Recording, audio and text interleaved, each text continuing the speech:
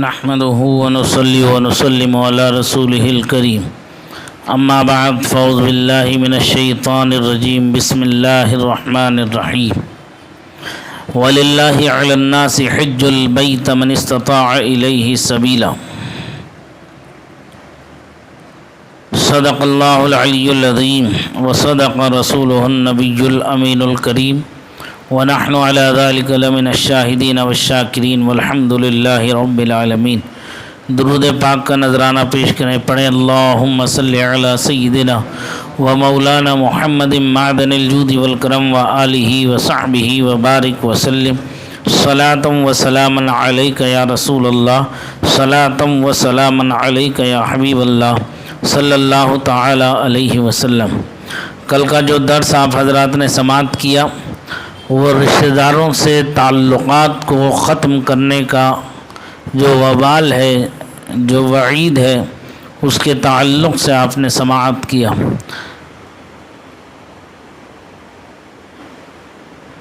آج جو ہے چونکہ حج بیت اللہ کا مہینہ ہے تو اسی سے متعلق گفتگو ہے۔ طاقت کے باوجود حج نہ کرنا یہ گناہ کبیرہ ہے۔ سورہ آل عمران آیت نمبر 97 میں اللہ رب العزت جل جلالہ وعم نوالہ ارشاد فرماتا ہے وَلِلَّهِ عَلَى النَّاسِ حِجُّ الْبَيْتَ مَنِ اسْتَطَاعَ إِلَيْهِ سَبِيلًا، اور اللہ تعالیٰ کی رضا کے لیے ان لوگوں پر بیت اللہ کا حج فرض ہے جو اس کی طرف جانے کی طاقت رکھتے ہیں۔ نبی اکرم صلی اللہ علیہ وآلہ وصحبہ وسلم نے ارشاد فرمایا جو شخص سامان سفر اور سواری کا مالک ہو، یعنی طاقت رکھتا ہو، جو اسے اللہ تعالیٰ کے عزت دار گھر تک پہنچائے اور وہ حج نہ کرے تو اس سے کوئی فرق نہیں پڑتا کہ وہ یہودی ہو کر مرے یا عیسائی ہو کر مرے۔ اللہ اکبر کبیرہ، یعنی اس کے خاتمے کے خراب ہونے کا خطرہ ہے، کیونکہ اللہ تعالیٰ نے ارشاد فرمایا وَلِلَّهِ عَلَى النَّاسِ حِجُّ الْبَيْتَ مَنِ اسْتَطَاعَ إِلَيْهِ سَبِيلًا، اور اللہ تعالیٰ کے لیے ہی لوگوں پر بیت اللہ کا حج لازم ہے جو اس کی طرف جانے کی طاقت رکھتا ہو۔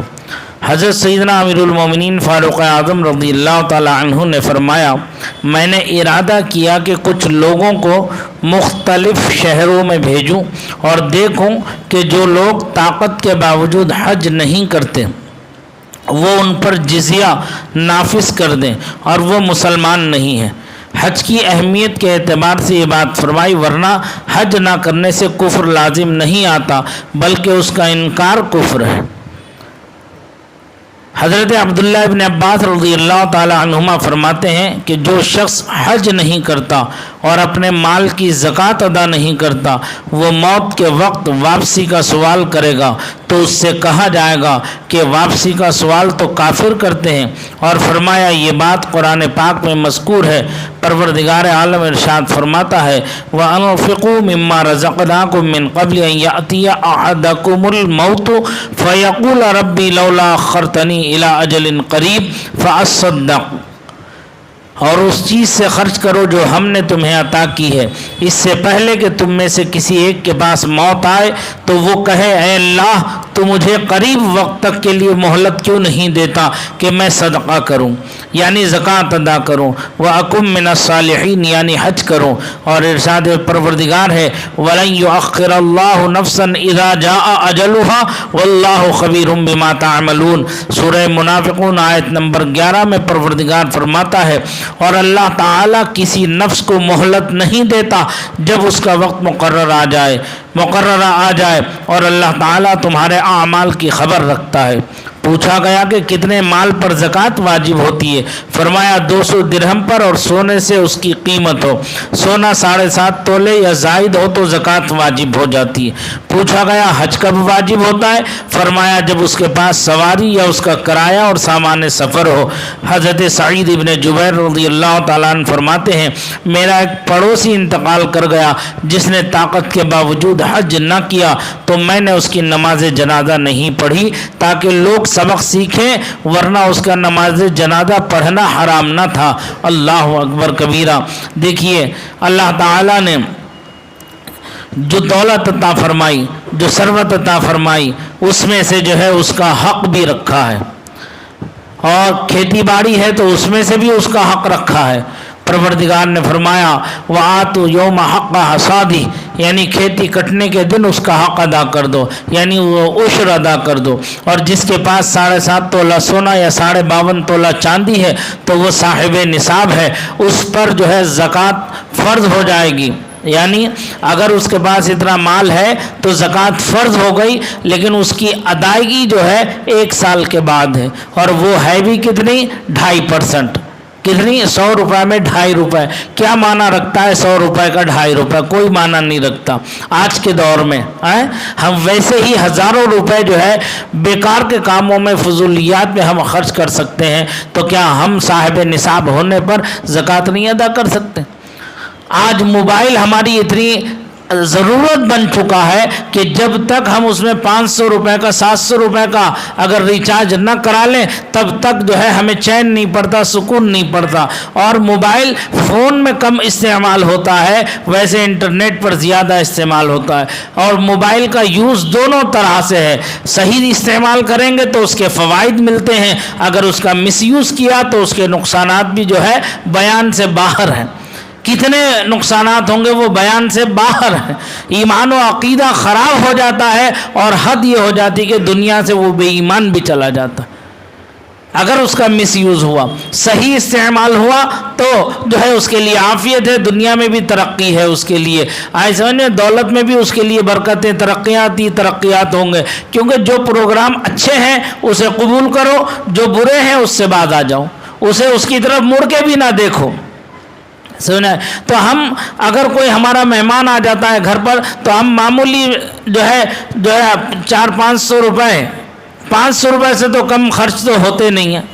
اب بتاؤ 500 روپے پر زکوٰۃ کئے روپے بنی بھائی؟ 12.5 روپے۔ 100 روپے پہ 2.5 روپے ہے؟ کیوں؟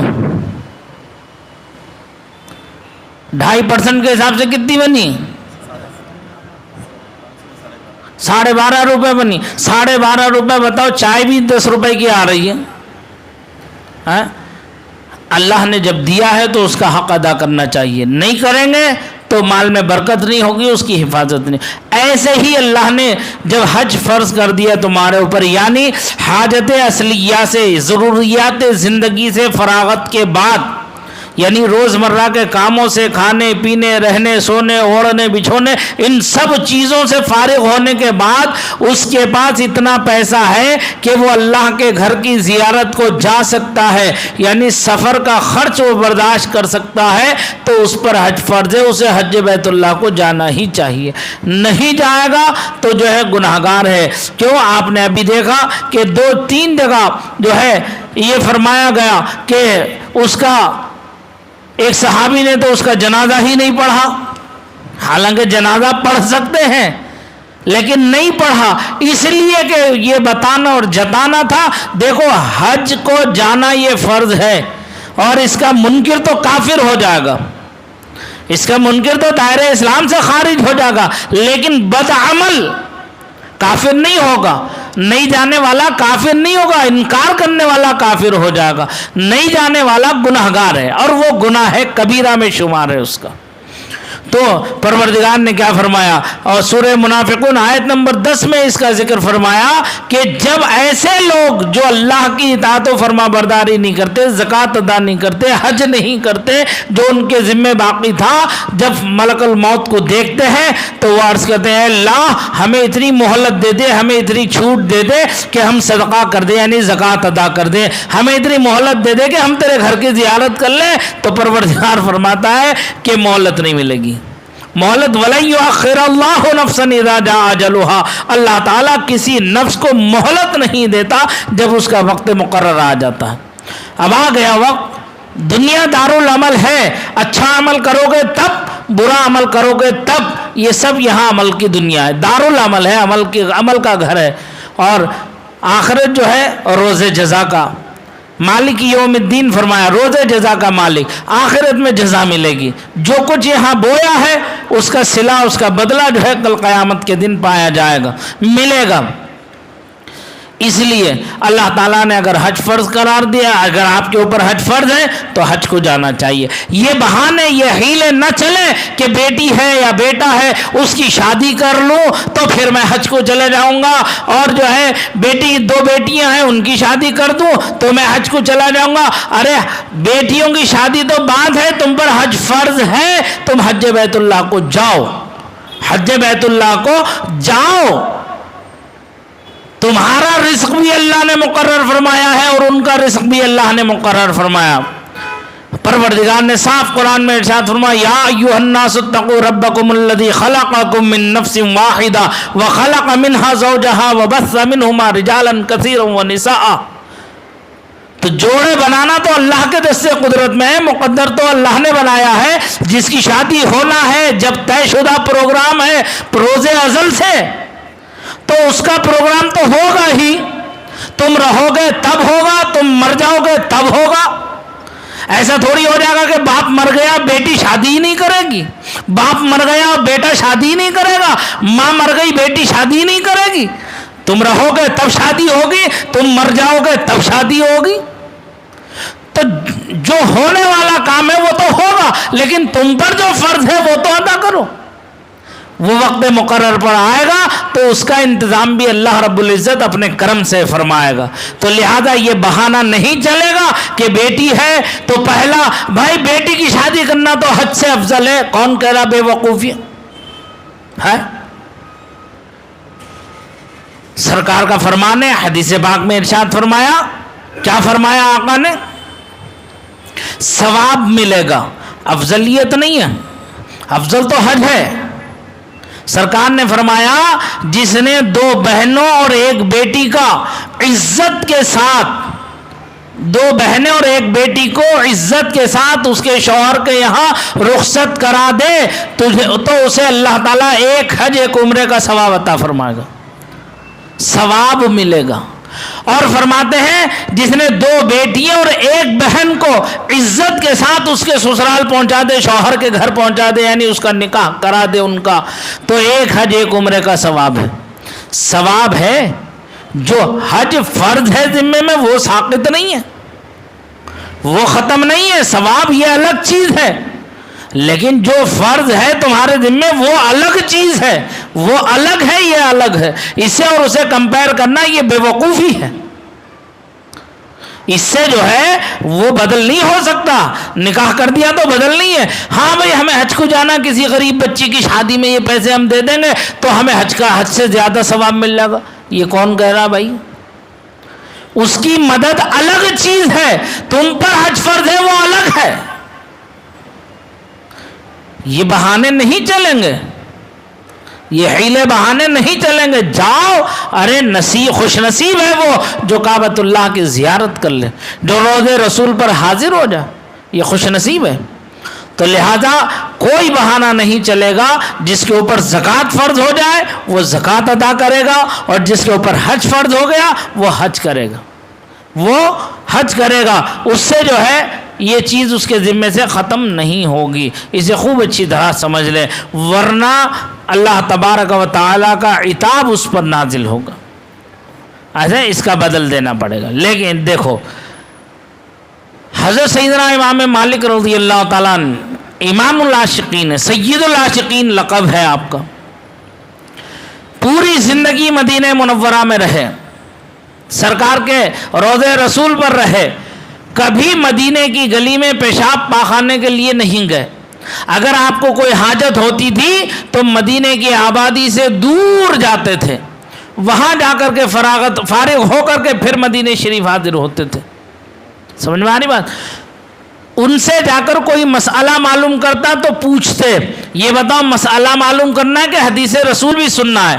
وہ کہتا نہیں حضور صرف مجھے مسئلہ بتا دیجیے، تو کہتے سن لو مسئلہ۔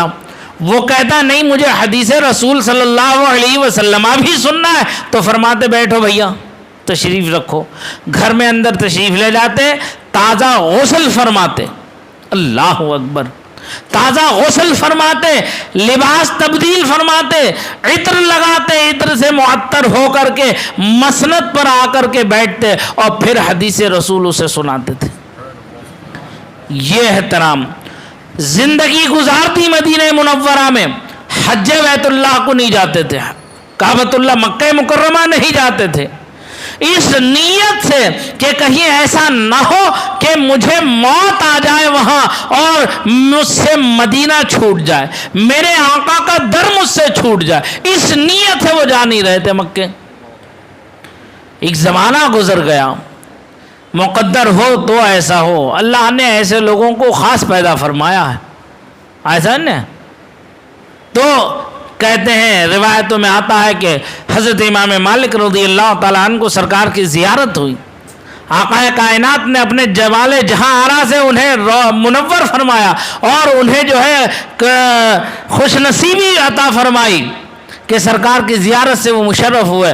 آقا کائنات نے ارشاد فرمایا، اے مالک جا حج بیت اللہ کو چلا جا، تجھے موت مکے میں نہیں آئے گی، تو مرے گا تو مدینے میں ہی مرے گا، جا حج بیت اللہ تجھ پر فرض ہے، تو حج بیت اللہ کو جا کے۔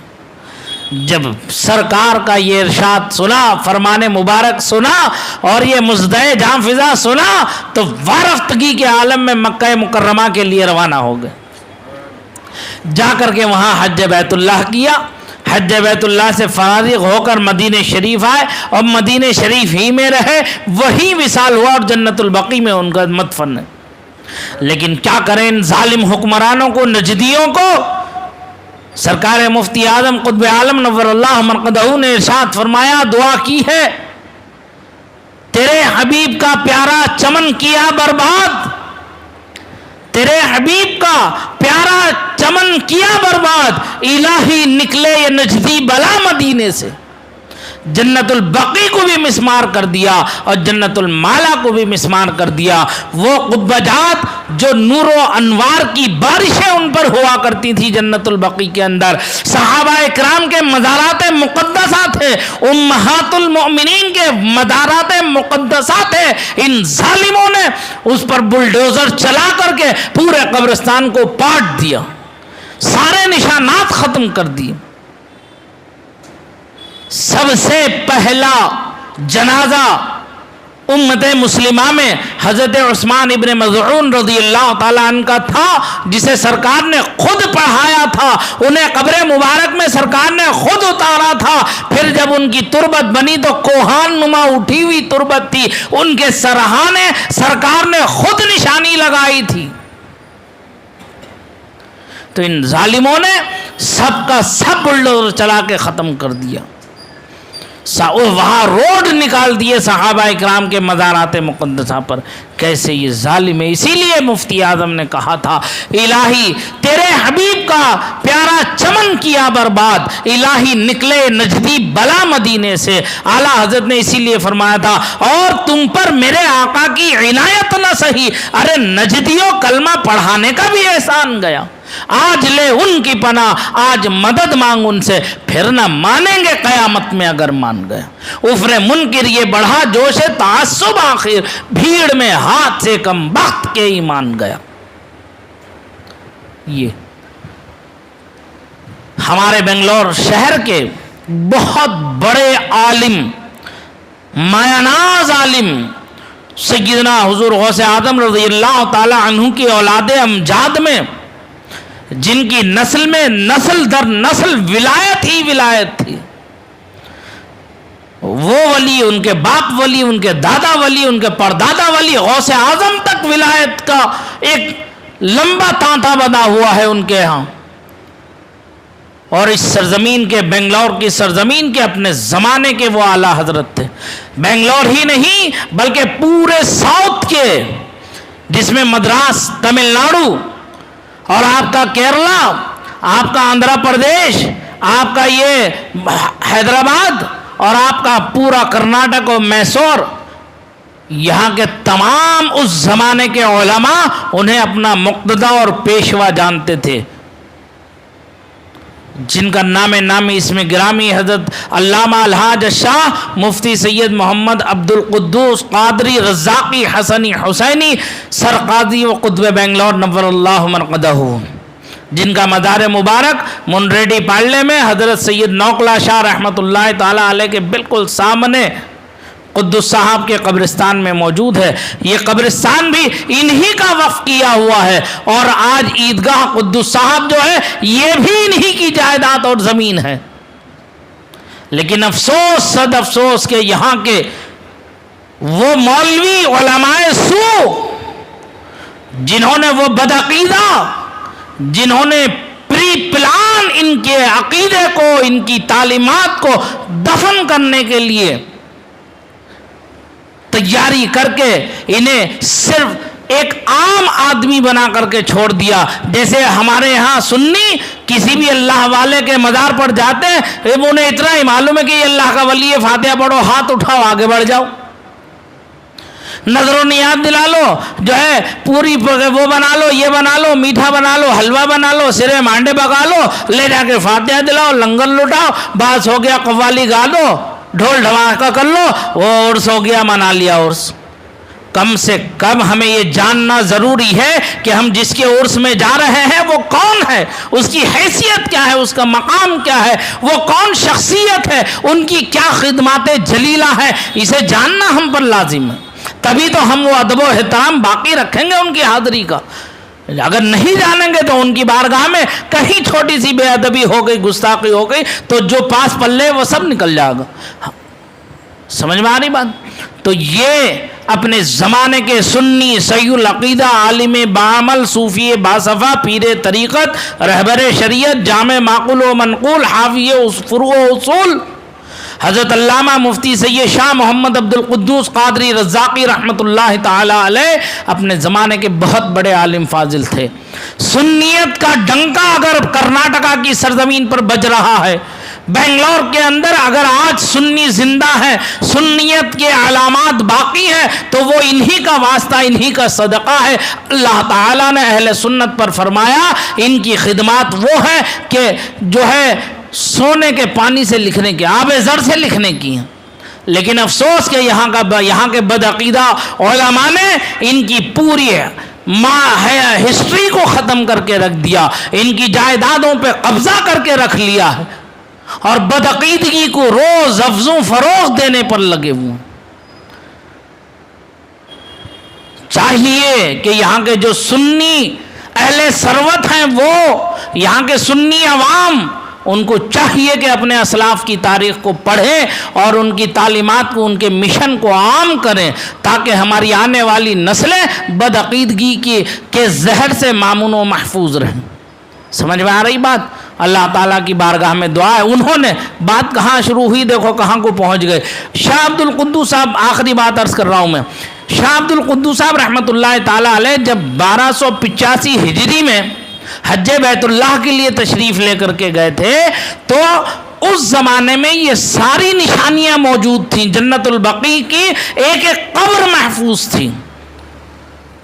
شاہ عبد القدوس صاحب رحمۃ اللہ تعالیٰ علیہ نے کعبہ مکرمہ کا، کعبہ مقدسہ کا پورا نقشہ کھینچا ہے، ایسا لگتا کہ جیسے انہوں نے انچی ٹیپوں سے ناپ کے کہ کون سی سیڑھی کتنے گز ہے، کتنے فٹ ہے، کتنی لمبی ہے، کون سا کنگورا کیسا ہے، کون سا علاقہ کیسا ہے. کعبے کے اندر 4 مصلے بچھا کرتے تھے، ان ظالموں نے اسے ختم کر دیا. حنفی مصلح الگ ہوتا تھا، شافعی مصلح الگ ہوتا تھا، مالکی مصلح الگ ہوتا تھا، حنبلی مصلح الگ ہوتا تھا. 4 مصلے بچھتے تھے چاروں اماموں کے وہاں کعبۃ اللہ، جو 1200 سال سے پورا جاری و ساری تھا عمل. ان ظالم نجدیوں نے جب تسلط پایا کعبے پر، وہاں حکومت پر، تو جو ہے انہوں نے وہ سب مصلے ختم کر کے ایک مصلہ کر دیا. وہ نقشہ کعبۃ اللہ کا شاہ عبد القدوس صاحب نے کھینچا ہے، ہر چیز کو ناپ کر تول کر کے. اور پھر اس کے بعد جو ہے مدینہ منورہ پہنچ کر مسجد نبوی کا پورا نقشہ کھینچا ہے، وہاں پر بھی اس کا پورا احاطہ کیا ہے. کتنے کلومیٹر کے اندر مسجد نبوی ہے، اس کا دائرہ کار کتنا ہے، اس میں کتنے در ہیں، کتنے ستون ہیں، کتنی جگہ ہے، کون سا در کتنا بڑا ہے، کون سا ستون کتنا لمبا ہے، کتنی کتنا اونچا ہے، اس کا فرش کتنا چوڑا ہے، اور مسجد نبوی میں دیواروں پر کون کون سی آیات مقدسہ لکھی ہیں، کون سی احادیث مبارکہ لکھی ہوئی ہیں، ایک ایک چیز ایسا لگتا تھا کہ آج کیا کوئی کیمرہ لے کر کے ویڈیو بنا لے۔ شاہ عبد القدوس صاحب نے تحریر میں ایسا لکھا ہے، اگر اسے پڑھتے جائیں سارا نقشہ سامنے آتا چلا جائے، مسجد نبوی کا اور کعبہ مقدسہ کا، پھر بیت المقدس کا، پھر اس کے بعد جنت المعلا، پھر جنت البقیع کے قبرستان کا، یعنی جنت البقیع کے پورے قبرستان کا ایکوائر کر کے اس کی پوری چوہدی لکھی ہے کہ کتنی بڑی چوہدی ہے، کتنے گیٹ اس کے اندر ہیں، کون سا گیٹ کس طرف سے، شمال سے کون سا ہے، جنوب سے کون سا ہے، مشرق سے کون سا ہے، مغرب سے کون سا ہے، داخل ہوتے وقت ہم کس دروازے سے داخل ہوں گے تو کون سا مزار ہمیں پہلے ملے گا، کون سا قبہ ہمیں پہلے ملے گا، کتنے قدم چلنے کے بعد کون سا مزار آئے گا، اس قبے کے اندر کس کس کے مزارات مقدسہ ہے، کون سا مزار بیچ میں ہے، اس کے دائیں کون سا ہے، اس کے بائیں کون سا ہے، کتنے گز، کتنے فٹ، کتنے انچ اونچا اس کا کوہان اٹھا ہوا ہے، اور وہ کون بزرگ ہیں، وہ کون صحابی رسول ہے، وہ کون امہات المؤمنین میں سے خوش نصیب ہماری ماں ہے جس کا مزار مقدس، جن کا مزار مقدس اس قبے کے اندر ہے۔ ہر ایک ایک نقشہ ایسا کھینچا ہے، اور اسے آنے کے بعد 1890 میں، وہ 1290 میں اسے آ کر کے یہاں رجسٹری کرائی۔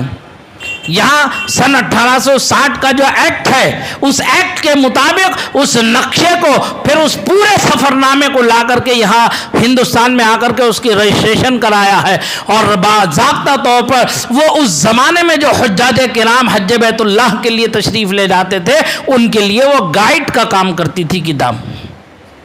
سمجھ میں آئی بات؟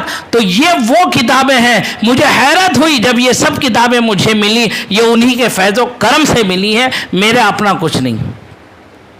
جب پڑھا تو دل باغ باغ ہو گیا۔ تو لہذا ہمیں چاہیے کہ ہم اپنے ان اسلاف کی تعلیمات کو عام کریں، ان کے نام کو اتنا عام کرو، اتنا عام کرو کہ جو ہماری نسلیں بھول چکی ہیں شاہ عبد القدوس صاحب کون ہیں انہیں معلوم ہونا چاہیے۔ اور یہ اعلیٰ حضرت رحمۃ اللہ تعالیٰ علیہ کے بہت قریبی جو ہے متعلقین میں سے ہیں۔ اعلیٰ حضرت ان سے چھوٹے ہیں، تقریباً ان کی ولادت 1241 ہجری میں ہے اور اعلیٰ حضرت کی 1272 میں ہے، یعنی 31 سال اعلیٰ حضرت امام اہل سنت ان سے عمر میں چھوٹے ہیں، اور یہ اعلیٰ حضرت سے بے پناہ محبت فرماتے تھے، اور اعلیٰ حضرت فاضل بریلوی ان سے بے پناہ محبت فرماتے تھے، ایک دوسرے سے رابطہ تعلق جاری تھا۔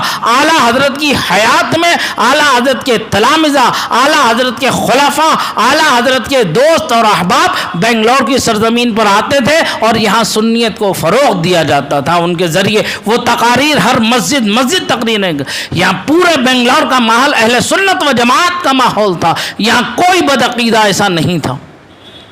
آج نظر ڈالیں تو ہم نے اپنی مسجدیں سب کھو دی تقریباً، اللہ ماشاءاللہ چند ایک ہم نے اپنی جو بھی ٹمٹماتے چراغوں کی طرح ہیں وہ بجھتے ہوئے چراغوں کی طرح ہم دیکھ رہے ہیں، لیکن ماحول جو ہے وہاں پر بھی صلح کلیت کا ماحول بڑھتا چلا جا رہا۔ اسی لیے ضرورت ہے کہ شاہ عبد القدوس صاحب کی تعلیمات کو عام کیا جائے، اور ان کے نام کو بچے بچے کے کان میں پہنچا دیا جائے، اور حاضری دی جائے ان کے مزار پر جا کر کے۔ غوث اعظم کے شہزادے ہیں، یقیناً فیضیاب کریں گے۔ میں نے انہی کے نام سے آل کرناٹکا بزم رضائے قدسی کا قیام کیا تھا، آج سے تقریباً کئی سال پہلے۔ میں نے 22 سال ہو گئے حضرت پر مجھے کام کرتے ہوئے، جب سے میں دوران طالب علمی سے ہی ان کی ذات پر کام کر رہا ہوں۔ جو کچھ ملا ذخیرہ میں نے جمع کرنے کی کوشش کی۔ بات یہاں آئی تھی کہ انہوں نے جو ہے وہ نقشہ بنایا ہے، وہ نقشہ بنایا حج بیت اللہ کو جانے کے لیے، زائرین کے لیے۔ یاد رکھو، جو استطاعت ہوتے ہوئے حج بیت اللہ کو نہیں جاتا ہے اس پر اللہ تعالیٰ غضب فرماتا ہے، اس سے اپنی ناراضگی کا اظہار فرماتا ہے۔ وقت وصال وہ کہتا ہے کہ مجھے چھوٹ مل جائے کہ میں یہ سب کام کر لوں، تو اب وقت آخر تو کوئی فائدہ تو ہوگا نہیں، لہٰذا زندگی رہتے ہوئے جو کام کرنے کے ہیں دینی ان کو کیا جائے، جن کاموں سے بچنا چاہیے ان کاموں سے بچیں۔ میں کوشش یہی کرتا ہوں کہ 10 سے 15 منٹ میں گفتگو سمیٹ لوں، لیکن کیا کروں، موضوع سے متعلق کچھ بات ایسی آ جاتی ہے جس کی وجہ سے جو ہے تھوڑی بات 5-10 منٹ بڑھ جاتے ہیں۔ آپ حضرات کو کوئی تکلیف تو نہیں ہے، کسی کو کوئی شکایت تو نہیں ہے؟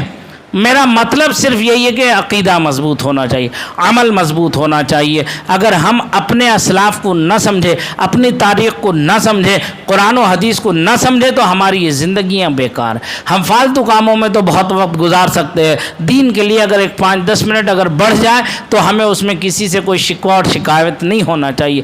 پھر بھی اگر کسی کو کوئی تکلیف ہوئی ہو تو میں اس کے لیے بہت دلی معذرت چاہتا ہوں، وہ مجھے حقوق العباد میں گرفتار نہ کرے۔ میرا کام صرف پیغام محبت کا پہنچانا ہے، کسی کو تکلیف ہوئی ہو تو میں معذرت چاہوں گا۔ استغفر اللہ ربی من کل ذنب واتوب الیہ، وآخر دعوانا ان الحمد للہ۔